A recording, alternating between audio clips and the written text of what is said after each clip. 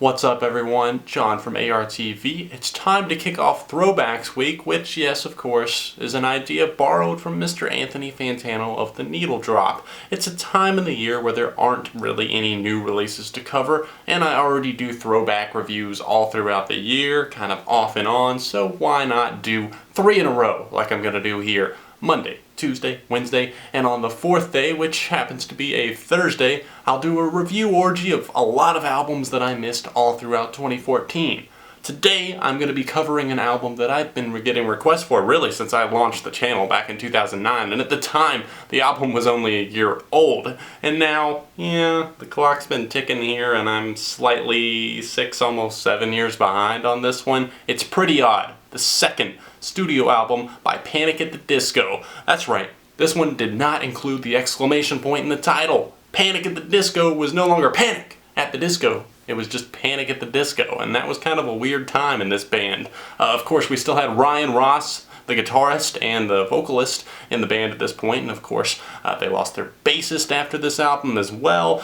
A lot of things have changed in the Panic! At the Disco camp, and I think it's for the best overall, honestly, but we did get a really weird transitional record that turned out to be pretty odd. Panic actually recorded an entire album's worth of material and ended up scrapping it because they didn't like it. Knowing that that's out there somewhere, more material with Brendon Urie and Ryan Ross together, it drives me crazy because I really want to hear that. I love A Fever You Can't Sweat Out. If you want to see my review of that, link in the description down below, of course. You know what? I've reviewed all 3 of their albums actually, so if you want to see any of those, link down below. Pretty Odd definitely lives up to its name, and I'm not saying that that's necessarily a bad thing, but who the hell would have seen this coming? I remember listening to this. I got a flashback earlier when I was listening to this record. I was thinking about the first time I ever heard something from Pretty Odd, and I was like, what is it? Obviously, it's probably one of the singles. It wasn't Mad as Rabbits. It turns out it was 9 in the afternoon, and I remember I was homesick in February of 2008. I looked up to see the date just to make sure I had that right, and I saw that the music video was uploaded to Fueled by Ramen's channel February 10th of 2008 or something like that. I remember sitting there, sick at home.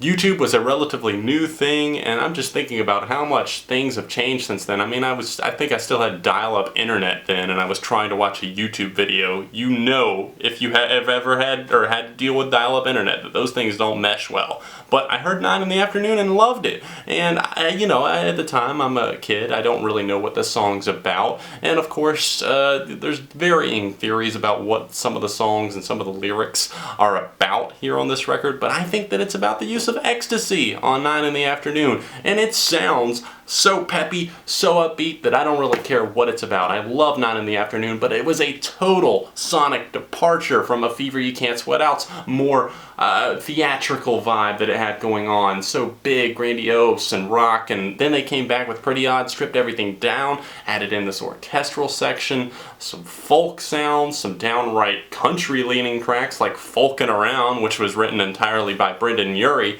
It's just a weird compilation of songs. I've really come to appreciate songs like Northern Downpour and Behind the Sea. That one especially, Ryan Ross's vocals sound incredible on that one. I think he's got a very calming and soothing voice when he wants it to be in that manner. And then Urie kind of comes in and complements his voice with some backing vocals and a couple of lines here and there that he'll deliver. This is the point in editing when John realized that he had failed to speak of the Beatles influences that he had heard all throughout this record, most namely on tracks like Behind the Sea, which saw Ryan Ross on lead vocals, channeling that Beatles-esque style. You can clearly hear those 60 influences not only on this track, but really all throughout the record. Another one that comes to mind whenever I'm thinking about the whole 60s thing and the Beatles in particular, the piano knows something I don't know. Well, of course, that one for the oddball lyrics. That one kind of reminds me of Octopus's Garden and some of the other odd tracks they did like Yellow Submarine with the kind of off-the-wall lyrics with Brendon Urie singing about his hair, his beard,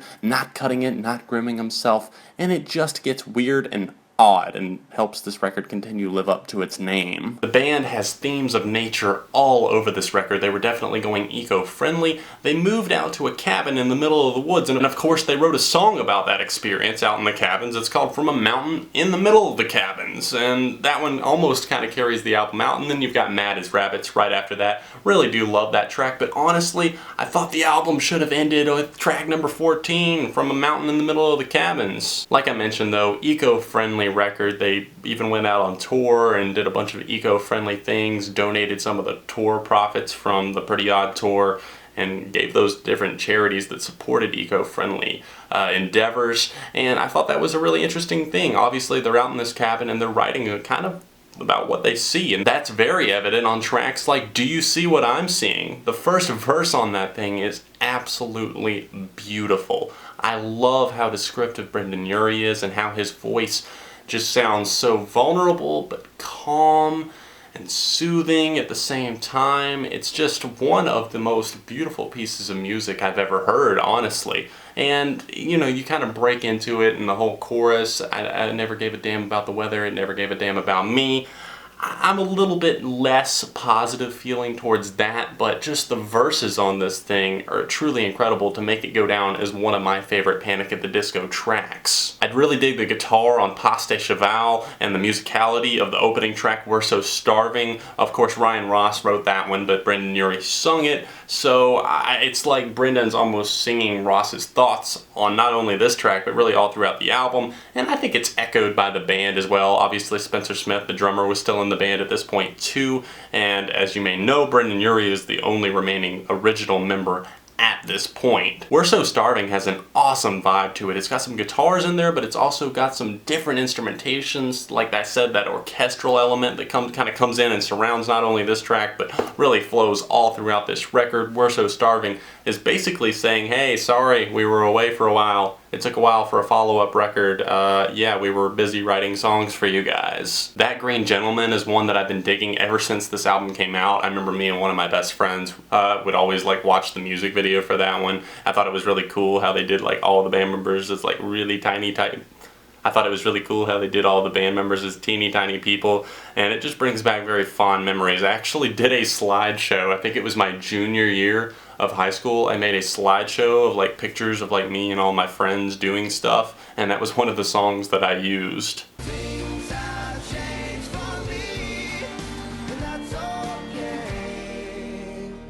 She Had the World is the last one that I want to mention, and it's kind of a cocky track, honestly, saying that, hey, she had it all, but she gave me up. That's it. She walked away from it, so her loss. But it's done so in a manner that almost feels like polite and not arrogant, but it really is at heart. So it's kind of one of those songs that it's like, hey, they're saying one thing, but I don't exactly get that vibe from it. I think it's cool when a track can be transparent like that and present itself with like multiple faces, if you will. This album is definitely not for everyone, but it's one that I've really come to appreciate with time. Over the years, I can't say that it's something that I'm going to it like every month or every couple of months, but I'll whip it out every now and then, and it's always a welcome listen. You guys have been requesting for me to review this, especially that you've been pressuring me lately, and I'm like, you know what, yeah, they do deserve a review of this. I've been wanting to get this out for a while.